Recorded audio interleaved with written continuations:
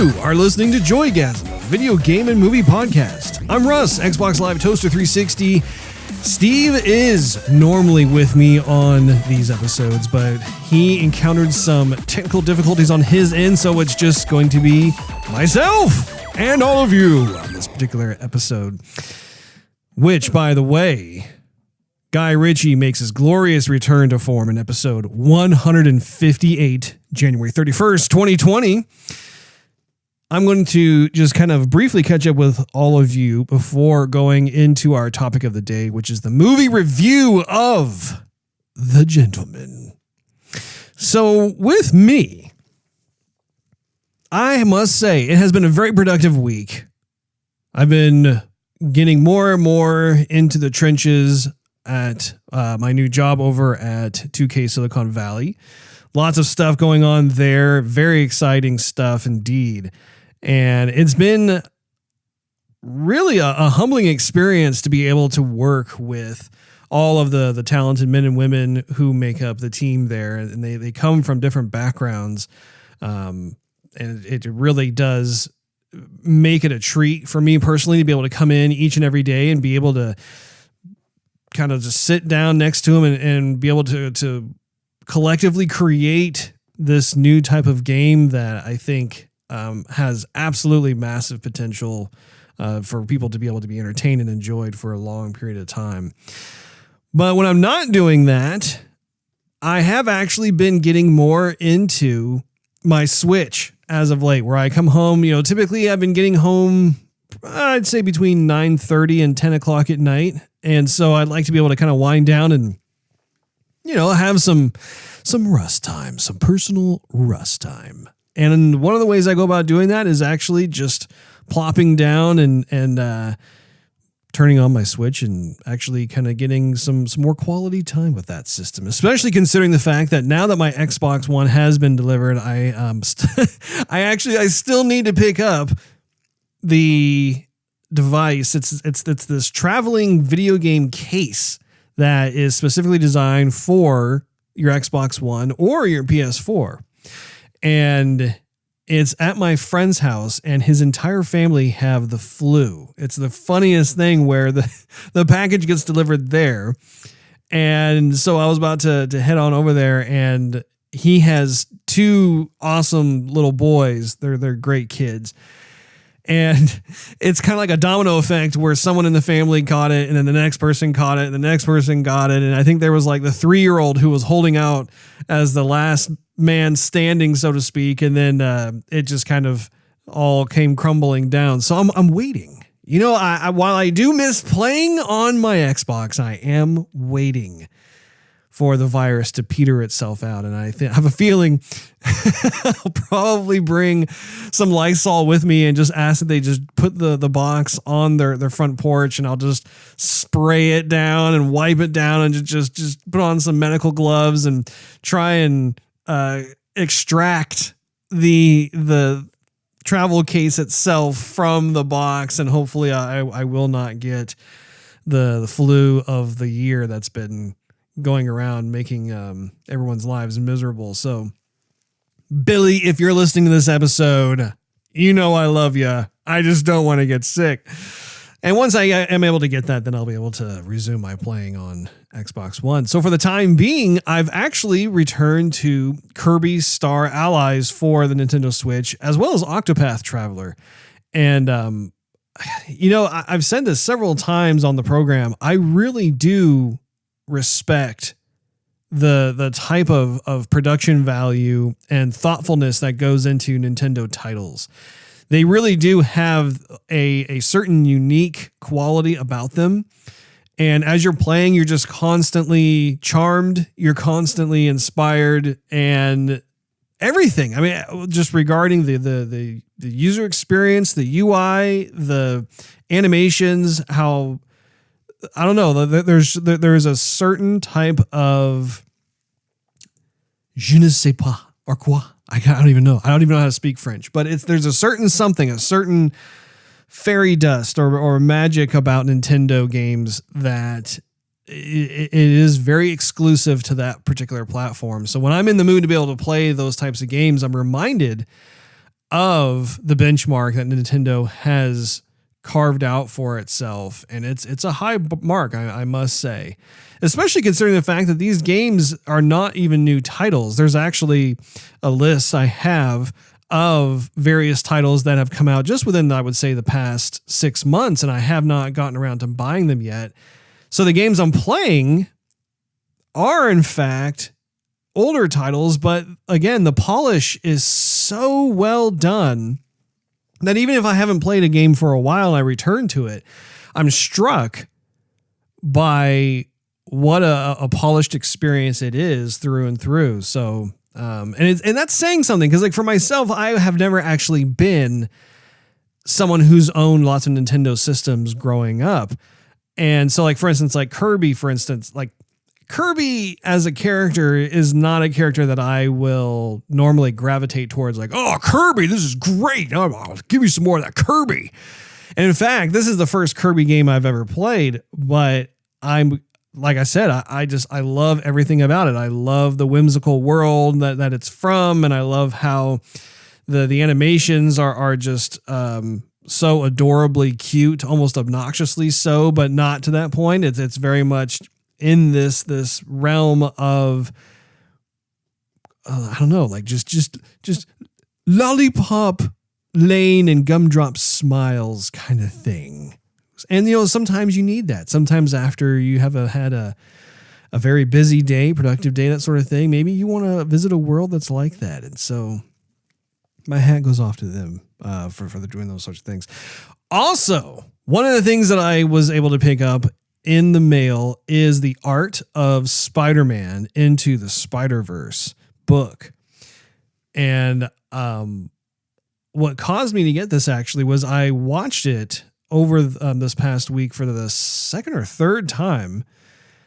And again, the art direction in that movie is bar none one of my absolute favorites. I cannot believe the risk that Sony took in this particular direction and how they had faith in their animators, which, by the way, I found out, I think there were 177 animators on that particular film, which if you were to compare to other types of animated feature films, I think the average is probably around like 27 animators or so, somewhere in that vicinity.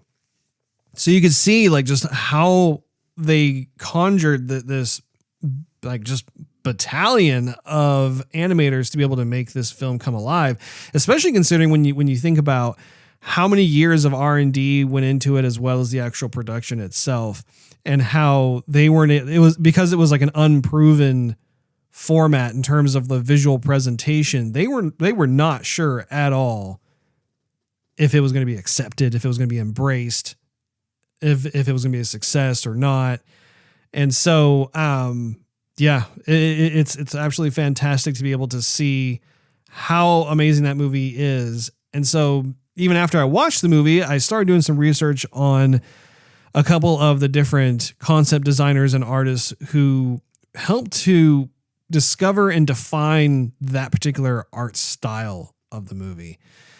And by doing so, I actually came across someone who was raving about the art book. And it was a book that actually, surprising to me, it got away from me, because normally I really do enjoy buying these art of books, whether it's for games or movies, it doesn't matter. I've always been a big fan overall of other people's creativity and their artistry. And so I have a pretty nice collection going of different types of art of books. And it's just great to be able to, like, on a whim, walk over and start flipping through it and just be amazed at everything and marvel at the raw skill that's on display. So literally while I'm talking to you right now, I actually am flipping through the art of Spider-Man Into the Spider-Verse. And I'm really loving what I'm seeing. I think it's a feast for the eyes.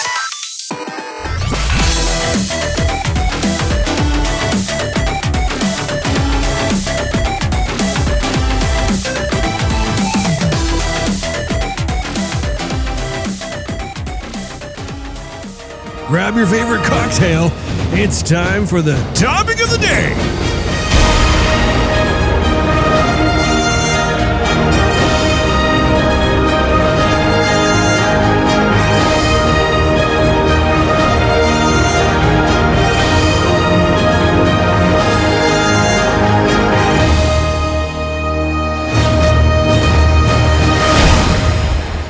want you to play a game with me, Ray. I don't want to play a game. Oh, please.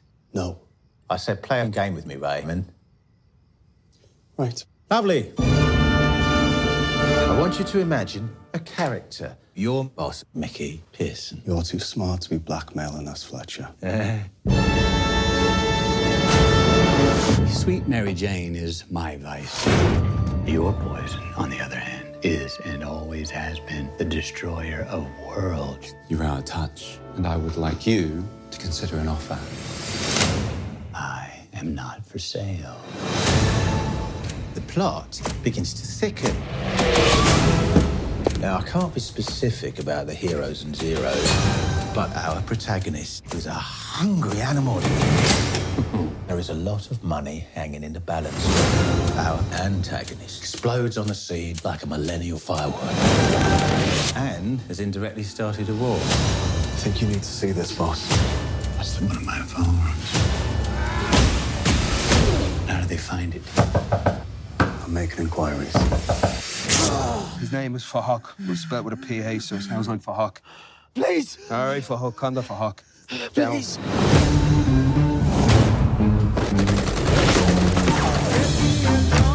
If you smell smoke, it's because there's a fire. So you're gonna have to stamp that out quickly. These people are going to clean house, and you are part of that house. In the jungle, the only way a lion survives, not by acting like a king, by being the king. Oh. Brilliant! I've been waiting so long to be where I'm going. Oh, it's really warming up now, isn't it? The sunshine on your There's only one rule in this jungle. When the lion's hungry, he eats.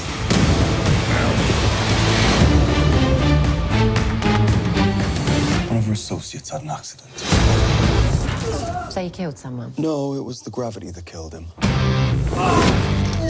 We need those phones.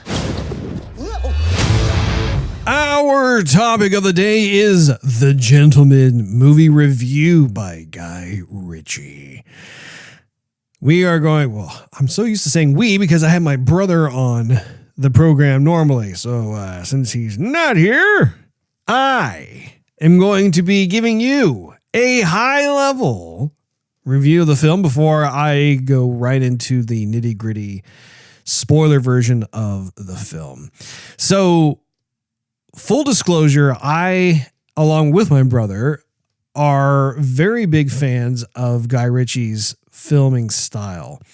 And I feel compelled to like give you a backstory into how I was introduced to Guy Ritchie, not personally, but just in terms of the type of films that he does.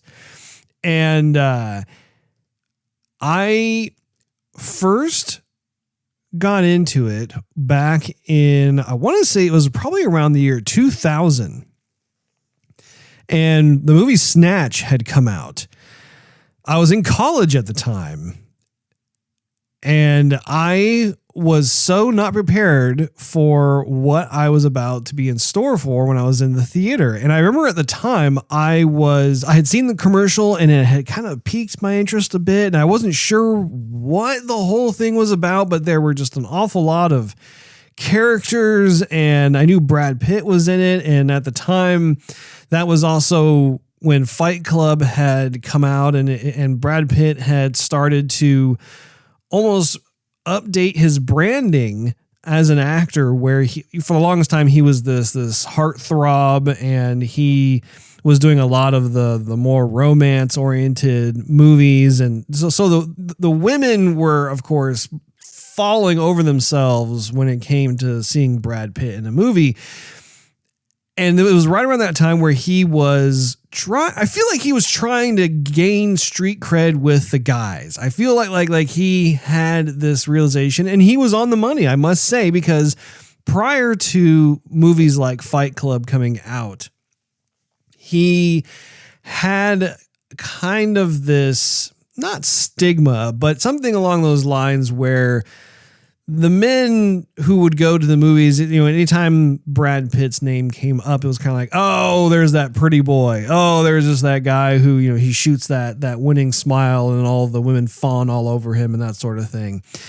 And so he noticeably started to shift away from the movies that he had been doing for quite some time and started doing more of these edgier, grittier, hardcore type movies, and Fight Club was one of them. Well, Snatch was another one where he was this bare knuckle boxing champion, and his character was living in the UK, and he was taking on kind of the persona of a pikey, which if you're not familiar with who a pikey is, it's kind of a gypsy almost, or someone who is on the road, kind of a nomad that like they have almost like these caravans which is funny that I say caravan because they have their own type of caravan vehicle that they sell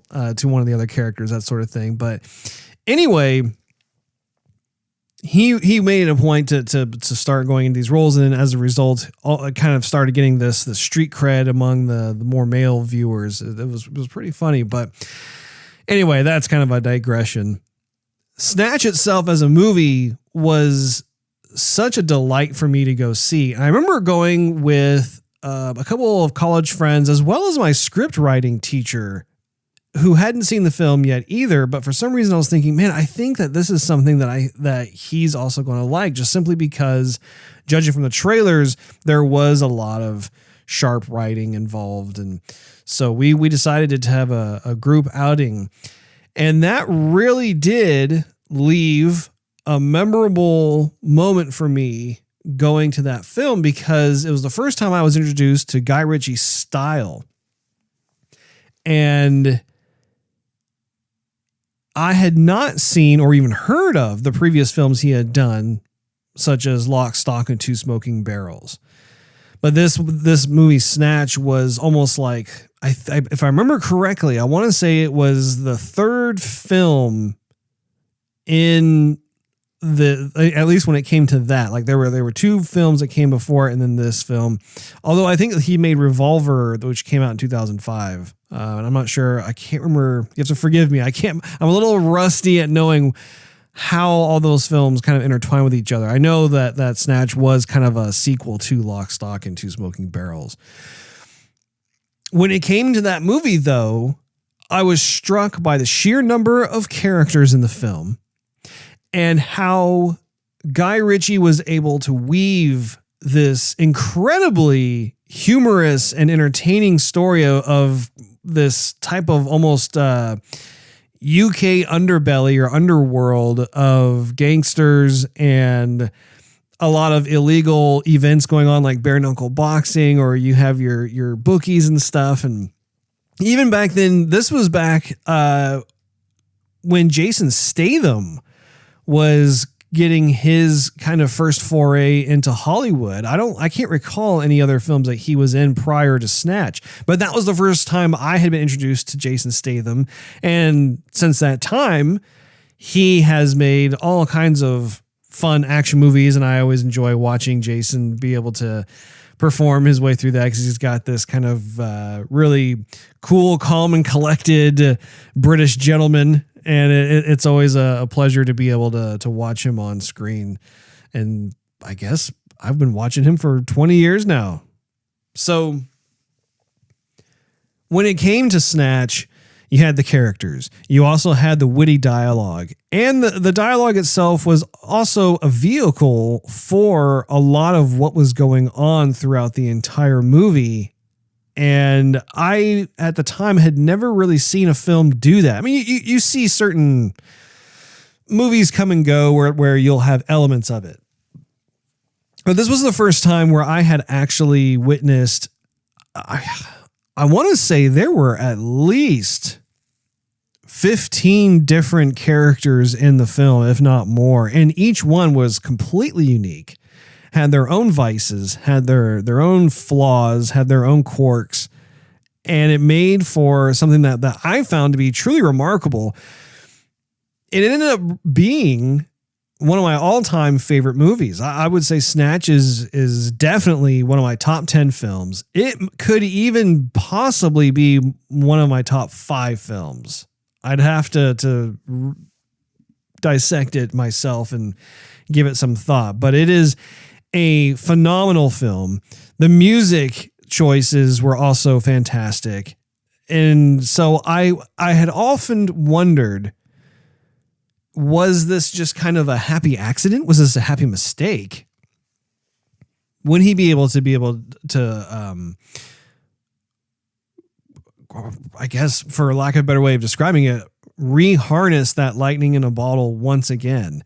And so I can say, when it comes to The Gentleman, that this is a resounding yes, that he actually can continue doing what he did and accomplished in Snatch with The Gentleman. And I can furthermore say that even though that the approach is very similar to what he did with Snatch, the storyline itself is completely different. There is a very distinct world. Even like I said, even though like there are certain parameters or certain elements that are shared between Snatch and The Gentleman, the entire premise is very much different, as well as the characters that come up. And I have to hand it to them, and we'll get to it in a bit, but I just have to say, from a high level, I absolutely loved the characters in this film.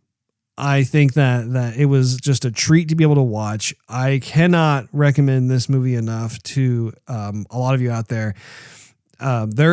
Which is actually saying something, because there is a certain cuss word that is used a lot throughout the film. It is probably one of the cuss words that I absolutely cannot stand. And I know there are many others who can't stand it either. And I'm telling you, while I still kind of I dealt with it throughout the movie, there was, dare I say, a certain type of charm that went along with it.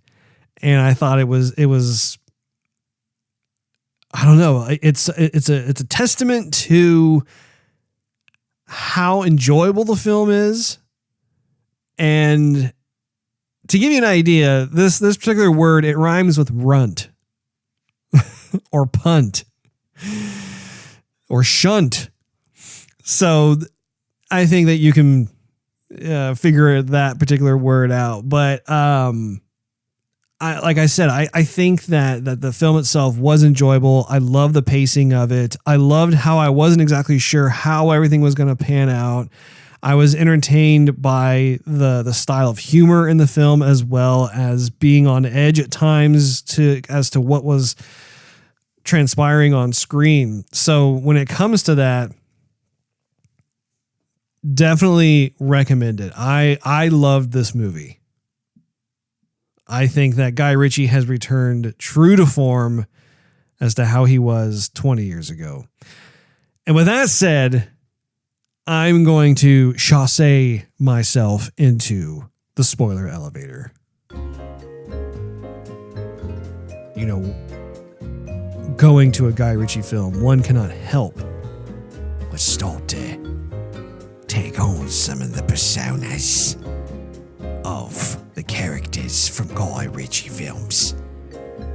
You know, I am an American, but I must say that being in a darkened room with THX surround sound, listening to all these different blokes who have fantastic guttural sounding voices, and being able to harness a different level of banter as it applies to the underbelly of the UK. I'm telling you, mate, it is a feast for the ears.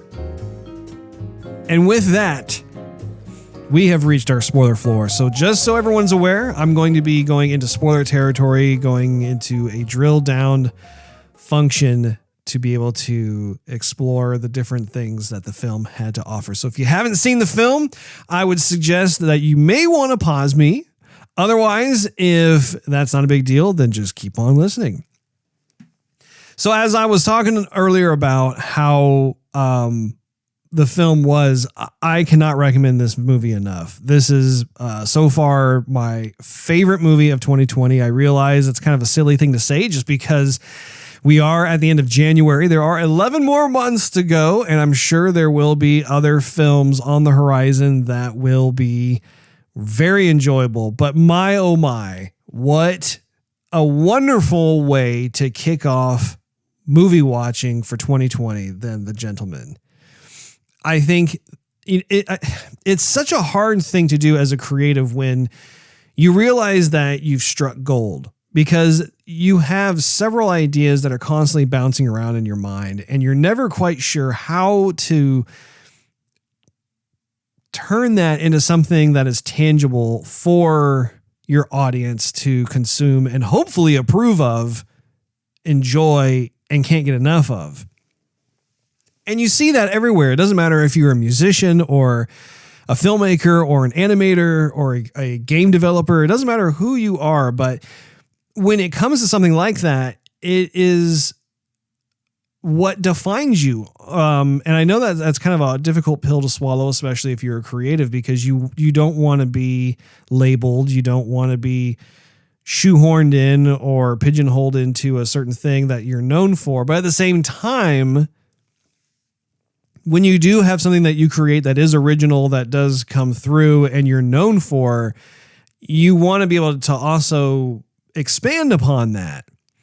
And so I think when it comes to Guy Ritchie, he has a very appealing style. I find that what he does, especially as it applies to this kind of action movie, but more specifically, something that is very character centric. It's very driven on characters. And I think that when it comes to what it is that he creates, you can tell he's having a good time. You can tell that the characters he has created are these I don't know, they're just these delicious personalities that you probably would never trust on your own if you were to come across them in real life. But it is such a joy to be able to sit in the theater and watch these different personalities interact with each other, and knowing that there will be these combustive moments that will occur. You don't know how or when, but they just will, because there is such a dysfunctionality, just a wonderful dysfunctionality that's happening on screen. And I think that for Guy Ritchie, when I think back to the early 2000s, this was right after Snatch had come out of the theater. I believe, if I remember correctly, he actually partnered with BMW and he directed at least a couple of the BMW films. I don't know if you can recall this or not, but BMW did this really brilliant marketing campaign back in the early 2000s. I want to say it was like 2003, 2004, somewhere around there, maybe 2002, somewhere right in there. And it was when, I believe it was the Z4, which they also dubbed the Land Shark, had been debuted for the car enthusiast market. And it was a very handsome, sharply designed car. I remember that Guy Ritchie was working with BMW to actually create some of these short films. And there were sensibilities from his Snatch efforts that were also present in these short films. And I think one of the ones he did was where Madonna actually was a guest star of one of those short films. And I believe it was Clive Owens who was playing the driver. I think he was in each of the episodes of these BMW films. He was the one who was like the reoccurring character. But in each episode, there was some other passenger or something that his character was driving to some sort of destination. Really, I personally believe it was more of a catalyst for the Driver movies that Jason Statham would then, or no, I'm sorry, the Transporter is what it's called.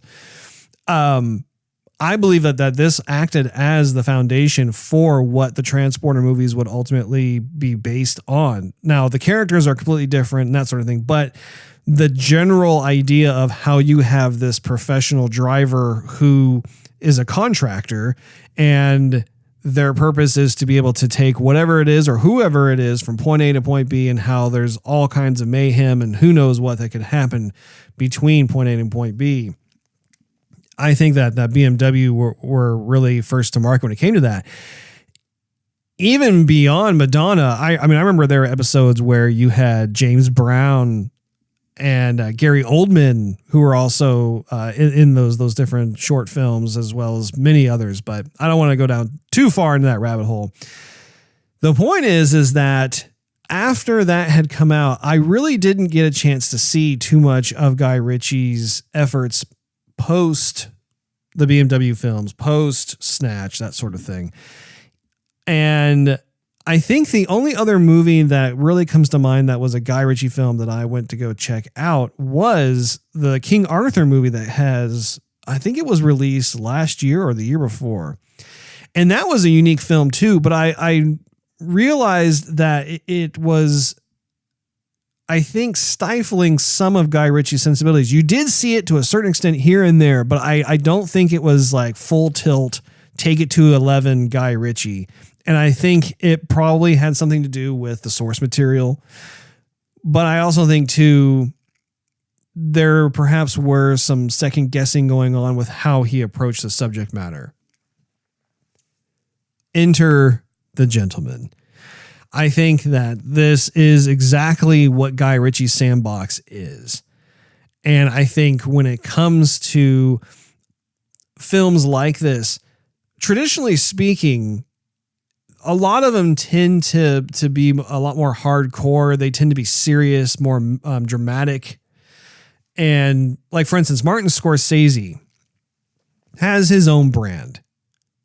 He has his own type of filmmaking style that everybody really, really respects and loves. And why shouldn't they? Because he does have a wonderful catalog of different movie projects that he's done over the decades. But if you were to compare someone like Martin Scorsese to Guy Ritchie, Martin Scorsese's films tend to be way more serious and approach things that have a certain level of brutality to them. Whereas with Guy Ritchie, he does have those elements as well, but they kind of skirt and flirt with some of the more humorous aspects to it. And I think that makes it very much what I feel like is a Guy Ritchie film. So what is this movie about? So Fletcher, he's a dirty, I would say, private detective type of character. And by the way, he's played by Hugh Grant, which when I first saw the trailer, I didn't even know that was Hugh Grant. It took me probably about 3 or 4 different iterations of watching that trailer and watching the subsequent trailers come out, where all of a sudden it hit me like a ton of bricks. I'm like, oh my gosh, that's Hugh Grant. Full disclosure, I have normally never been a fan of Hugh Grant. I mean, the types of movies that he made when he was younger were more for the ladies. And furthermore, that whole scandal that broke where he cheated on Elizabeth Hurley, of all people, with some prostitute, some random prostitute. I'm like, I'm sorry, dude. You had freaking Elizabeth Hurley as your woman and you cheated on her? That does not compute. I'm sorry. Like that. I don't know, man. Like I get it. We all make mistakes. Nobody's perfect, that sort of thing. But my goodness, Elizabeth Hurley. It's I don't know. It's a very crazy thing. Having said that, though, he did a fantastic job as Fletcher. So Fletcher, who's like I said earlier, he's a dirty private detective. He ends up finding dirt on rich, powerful people and then, he tries to sell it to the highest bidder for. And so it's a very simple premise, but I mean, that is what is part of a Guy Ritchie film, is he takes these very simple premises. Like for instance, in Snatch, it was like this huge diamond that was like the size of a fist. And you have all these shady types who are trying to get their hands on it, and they end up crossing paths, and who knows what kind of crazy scenarios they find themselves in. Very similar to this. Where in this instance, Fletcher has dirt on this character by the name of Mickey Pearson, who is played by Matthew McConaughey. And Mickey is this weed lord of England, but like any very successful man, Mickey has a woman in his if I remember correctly, her name is Mrs. Rosalind. I think that's what her name is. Performed by Michelle Dockery, who, I mean, she is gorgeous, absolutely beautiful, and the performance that she gave too. I really enjoyed the chemistry of that, which I'll get to in a bit. So Mickey wants to settle down. He's kind of at that point where he has risen to the top of his drug empire, and he wants out, basically. And this is where the story kicks off, where there's all these double crosses of those, like just attempted murder assassins and all kinds of stuff that goes on where I don't know, like you have the shady characters, you have the double crosses, you have the violence, you have the humor, you have the gotcha, no, I don't gotcha kind of thing. And you mix that in with all kinds of the Guy Ritchie awesomeness with the gunfights and the car chases. And like I said, these gangster types that you'd never want to meet in person, but it is an absolute pleasure to watch them interact on screen. Again, very exclusive to Guy Ritchie. So in this whole thing, with the premise being that Mickey's trying to get out of the weed business, he has done very well for himself. It has almost like a Godfather kind of thing, where in Godfather 3, Al Pacino's character is trying to get out of the mafia, trying to get out of the business and stuff, but they keep pulling him back in kind of thing. It's somewhat similar in that regard, but not nearly as melodramatic, and also due to the fact that this is focusing more kind of on the drug ring.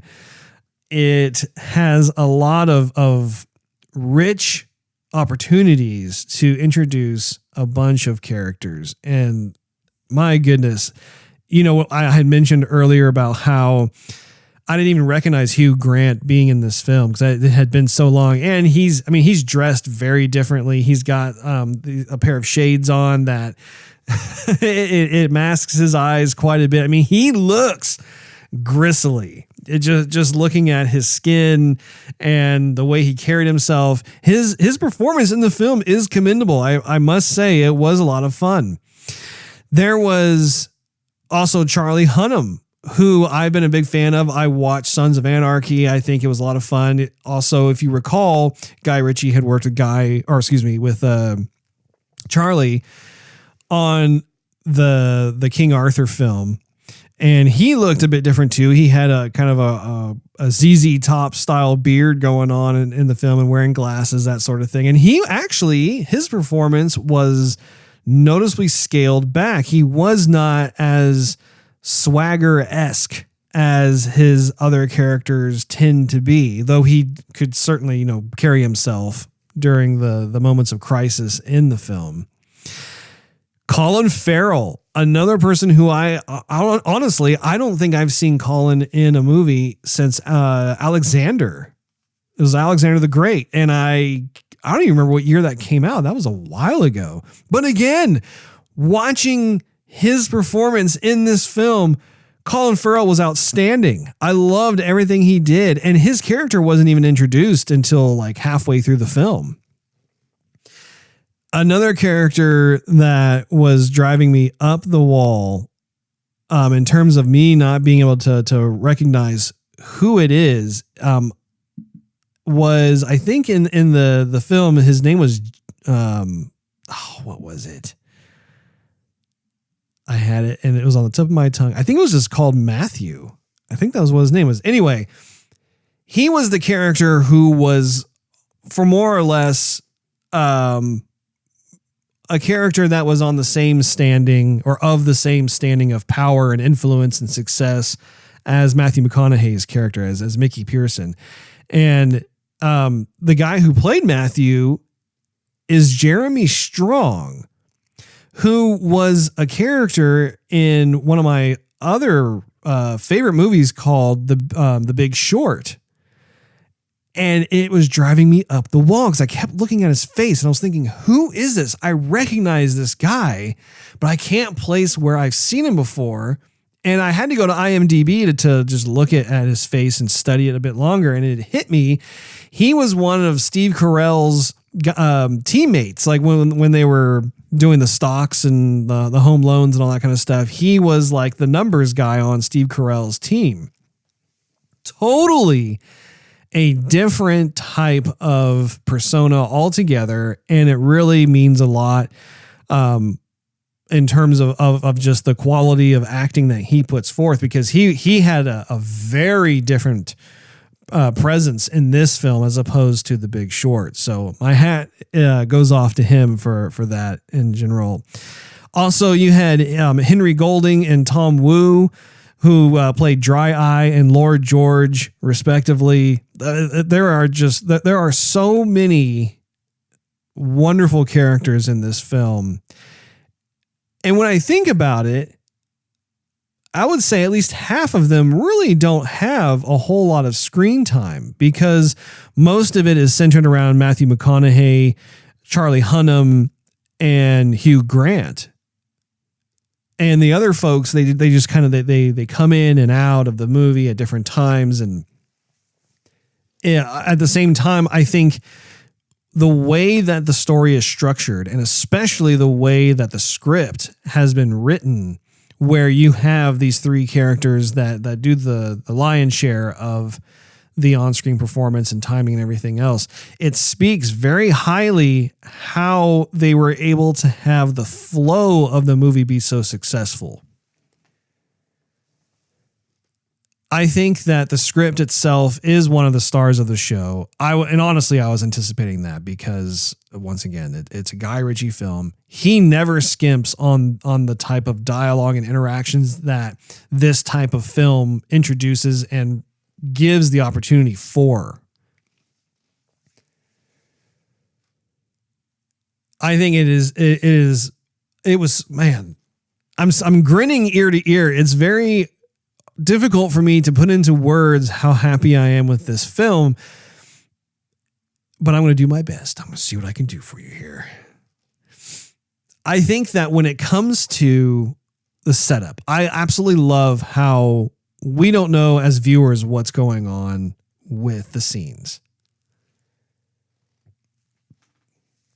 I think when it comes to the setup of how Hugh Grant is in this room that Charlie Hunnam walks into, and we realize it's Charlie's house, and there is this kind of one-upmanship that's going on where they both are masters of information and deception, and how when you think one of them, and actually, I got to say, Matthew McConaughey's character is in this boat as well.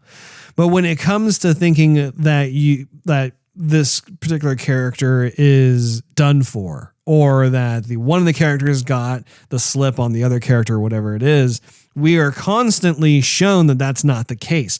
Only it's not done in a way that's contrived or boring or predictable at all, at least in my opinion. It's done in a way where it is very rewarding. It like I said earlier, I think delicious is a word that I think is very appropriate when it comes to this type of bantering in a film. These types of, and I think it's a multi-step process of appreciation, really, because on the one hand, it's like you have the script, And the script was so masterfully written when it comes to these different types of characters. And then having the casting of these different actors come in and make the words come to life on screen, the pacing of it, the presentation, the performance and everything else. I think that I could not have seen anybody else playing the characters other than the folks who were placed into these roles themselves. So I'm very, very happy. And I think too, I'm relieved. I think that there is a certain relief that I feel just because I did not want Snatch to be the only type of magnum opus that Guy Ritchie could make when it comes to this style of kind of the UK gangster underbelly type of world, because I think his vision for this is so satisfying to watch on screen, and you really don't want it to end. You know, there's an ending coming up. And I think that's another thing worth mentioning too, is that with this film, I think the film itself clocks in just under 2 hours, but honestly, the way that they have cut it and just the way that the plot is slowly unwoven and just, you know, the layers are peeled back and that sort of thing. It doesn't necessarily feel like it is under 2 hours. It actually, to me, it felt like it was more like a 2.5 hour movie, but it's not a negative slight against the film at all. It's actually a very positive one in the sense where I was so into what was going on, and they were not too quick to just wrap everything up with a nice red shiny bow and be like, okay, that's the end of our movie. Like you could tell that Guy Ritchie was having a good time. And I think that's an added bonus when it comes to films in general is the public has a sixth sense about this sort of thing. I think that when it comes to certain movies, there is this sense that whether it's the cast or it's the director, but you can tell that there are times when they are just having a blast. They're having a really fun time doing what they're doing with a particular film. And it carries over into all of the finished product of the film. And I'm so thankful that they actually had a good time. At least, I mean, I would be shocked if word were to be announced that they had an awful time putting this together, because I think that they had a lot of fun. And I think when it comes to a lot of the banter and the chemistry in the films, I loved watching the characters. I loved just the lines of dialogue in this movie between Hugh Grant's character and Charlie's character, Matthew's character. Michelle also got some great lines in there. So did Colin Farrell. Tom Wu, for as little screen time as what he got in there, also just had one of the most memorable scenes in the entire movie. And I, for one, sincerely hope that this is not going to be the final one for Guy Ritchie. I hope that maybe that they'll make a sequel to this particular film. Maybe he'll do some other types of UK gangster oriented movies in the future. One can only hope. But I found myself really also liking how, in addition to Hugh Grant's character being this type of slimy private investigator type who essentially tries to blackmail the hapless people that he gets pictures of or video or whatever and tries to make money off of. I also really like too how he would turn them into scripts. Like they were literally movie scripts that he would then go to different studios and pitch the idea of, as if they were like these fictional things to different producers and studio heads and that sort of thing. And for some reason, I think some of the sensational ridiculousness of the world that Guy Ritchie had fabricated, I think that was also very fitting. I really liked how he went about that. Pivoting from this over to cinematography. I was not prepared for the level of thoughtfulness that went into the framing and the lighting of each shot. Typically in Guy Ritchie films, they are action based. They tend to have a lot of fun with more of the faster paced going ons that happen. And that's not to say that his previous efforts had any kind of weak composition or cinematography, anything like that. That's not the case at all. In fact, even Snatch had a lot of notable lighting setups and having the environment become a character unto itself. But I can say when it comes to The Gentleman, that movie has raised the bar for what is to be expected as it applies to cinematography in a Guy Ritchie film. There were several scenes, whether it was Charlie Hunnam's house, where like he walks into the kitchen, and the way that they took their time with him turning on the lights, and then suddenly you'd see certain parts of the kitchen, and then you see certain pieces of furniture or architecture come into view, as well as the color palette that they were using, where you'd have certain accents of color or splashes of color come into view. Everything was methodically placed out. I'm not, and not to say that it's not like I haven't seen that in other films. Of course I've seen that in other movies, but when it comes to Guy Ritchie, like I don't think I can pinpoint other instances where this level of attention was given to what types of lighting scenarios they were using, the way that they were using the color of the light to be able to frame the different environments that the characters found themselves in, or even the way that the characters themselves were lit. I found myself multiple times just kind of sitting back and smiling as I appreciated the thoughtfulness that went into each one of the scenes. So definitely way to go on that. I'm trying to think of whether or not I've captured. I think, I think those are like the main areas of the film that I wanted to make sure I touched on. I do have a few nuggets of movie trivia courtesy of IMDb that I would like to share with you. The first one is that Hugh Grant revealed on the Graham Norton show that he had not met Matthew McConaughey during the shoot of The Gentleman. In fact, the first time they met was on that same Graham Norton show, which that's pretty, I don't know. I think that's pretty surprising to say the least. Hugh Grant filmed his scenes with Charlie Hunnam in 5 days and had to deliver over 40 pages of dialogue within the shoot. Okay. That little nugget of trivia right there is a testament to what I'm talking about with regards to the dialogue, the banter in the film.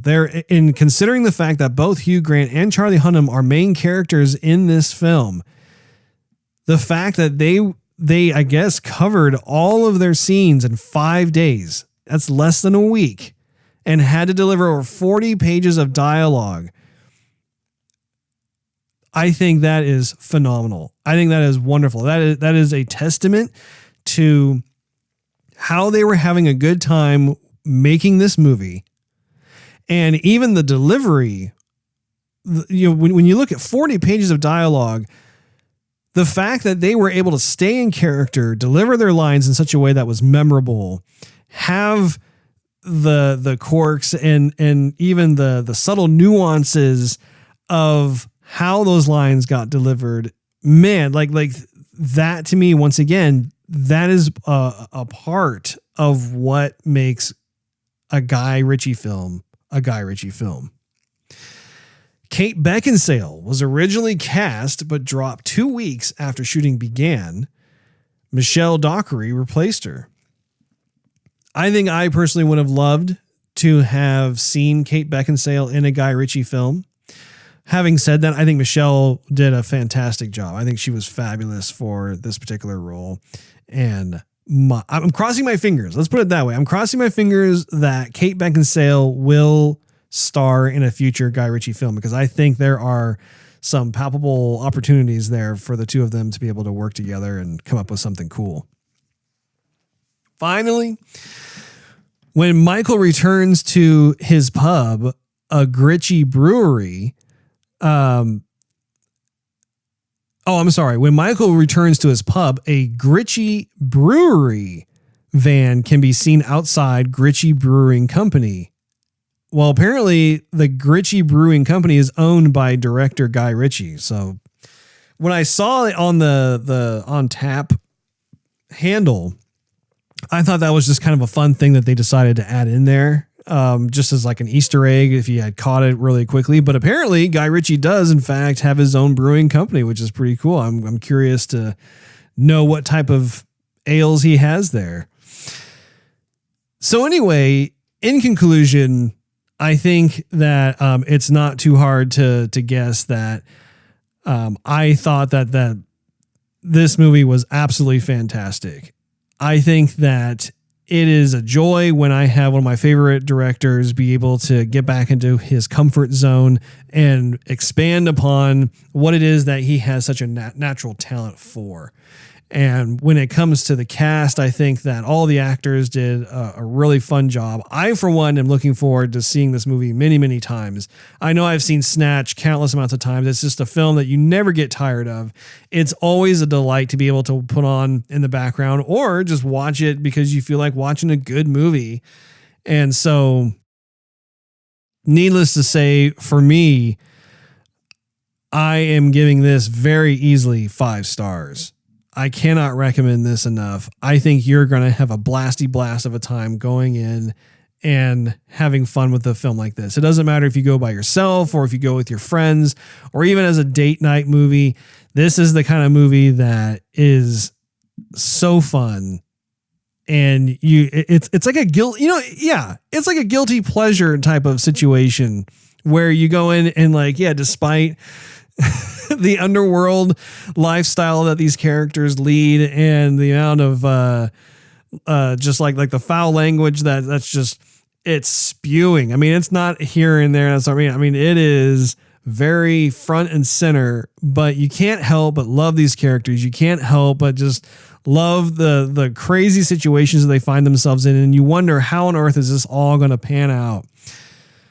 So anyway, that wraps up this episode of Joygasm. Make sure you tune in next week. Thanks for hanging out with me. If you enjoyed this episode, I invite you to check out patreon.com/Joygasm. It's spelled JOYGASM, and consider becoming a monthly contributor. You'll get exclusive perks and early access to the show. Not to mention, it really helps us continue doing what we love to do. Also, you can follow us on social media and YouTube. Just do a search for Joygasm TV. Last but not least, search Joygasm TV on Twitch to see us stream our gaming adventures live throughout the week. We will see you next time.